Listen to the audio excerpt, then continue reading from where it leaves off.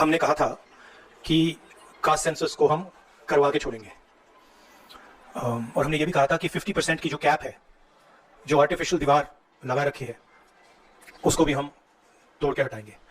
पता नहीं क्या हुआ, सडनली 11 साल बाद नरेंद्र मोदी जी कहते थे कि सिर्फ 4 जाते हैं, सडनली कास्ट सेंसस का अनाउंसमेंट किया। हम इसको सपोर्ट करते हैं, पूरी तरह सपोर्ट करते हैं, मगर हम टाइमलाइन चाहते हैं।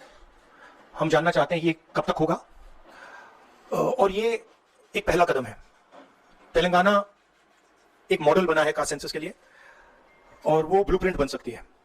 और कास्ट सेंसस को डिजाइन करने में हमारा पूरा सरकार को ऑफर है, पूरा समर्थन है कि हम डिजाइन करेंगे, क्योंकि डिजाइन बहुत जरूरी है। क्योंकि 2 एग्जांपल्स हैं, एक बिहार का डिजाइन है, दूसरा तेलंगाना का डिजाइन है, उसमें जमीन आसमान का फर्क है। मैं दोहराना चाहता हूं कि कास्ट सेंसस पहला कदम है। हमारा जो विजन है, एक बिल्कुल नया डेवलपमेंट का, विकास का पैराडाइम हम कास्ट सेंसस के माध्यम से लाना चाहते हैं। सिर्फ रिजर्वेशंस नहीं, मगर हम सेंट्रल सवाल पूछ रहे हैं, चाहे ओबीसीज हो, दलित्स हो, आदिवासी हो, उनकी देश में कितनी भागीदारी है। कास्ट सेंसस से एक प्रकार से पता लगेगा, बट कास्ट सेंसस से आगे जाना है।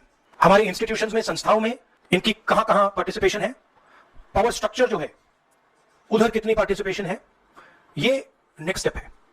और हम चाहते हैं कि इस डायरेक्शन में कास्ट सेंसस जाए। हमने एक और चीज कही थी, कांग्रेस पार्टी ने रेज की थी, मैनिफेस्टो में भी था, आर्टिकल 15(5).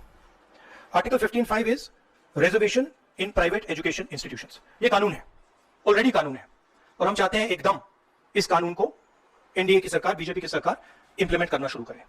सेंसस को डिले किया है और अपोज किया था, हम इसको वेलकम करते हैं, ये हमारा विजन है, इन्होंने अडॉप्ट किया, बहुत अच्छा। मगर हम चाहते हैं कि हमें डेट्स बताई जाएं, किस दिन तक ये सेंसस होगा, बजट में इसका पैसा आना चाहिए, अभी बजट में पैसा नहीं है, और फिर जो डेवलपमेंटल विजन है वो हमारे सामने प्रेजेंट होना चाहिए। बट कास्ट सेंसस जो मैंने आपसे बोला, ये दरवाजा खोलने का तरीका है, उसके बाद रियल विकास का काम शुरू होगा। एक बार हमें इंफॉर्मेशन मिलेगी तो फिर हम उस इंफॉर्मेशन के बेसिस पे हम एक्शन ले पाएंगे। मैं आपको 2-3 उदाहरण देता हूं। गिग वर्कर्स, जहां जिनके लिए हमने तेलंगाना में और अब कर्नाटक में हम कानून बना रहे हैं, अगर आप गिग वर्कर्स की लिस्ट देखें, जिसको मैं मॉडर्न स्लेवरी कहता हूं, उसमें आपको सिर्फ ओबीसी, दलित और आदिवासी मिलेंगे। तो ये 2 स्ट्रीम्स बन रही हैं। एक स्ट्रीम मजदूरी की स्ट्रीम, गरीबी की स्ट्रीम, बेरोजगारी की स्ट्रीम, जिसमें दलित, आदिवासी, पिछड़ा वर्ग है, और दूसरी स्ट्रीम जिसमें एक छोटी सी एलीट पूरे के पूरे सिस्टम को कंट्रोल कर रही है, उसके ऊपर अदानी जी, अंबानी जी बैठे हैं। तो ये कास्ट सेंसस इस चीज को बदलने का फाउंडेशन है, पहला कदम है।